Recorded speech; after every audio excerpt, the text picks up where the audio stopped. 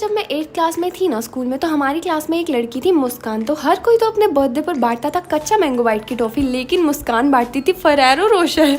तो मैंने ना जब उसने अपने बर्थडे पर बांटी, फर्स्ट टाइम खाई थी फरेरो रोशर, एंड वो मेरे को काफ़ी यमी लगी। एंड सीरियसली बताऊँ, उस टाइम पर तो मुझे ये नाम भी नहीं बोलना आता था।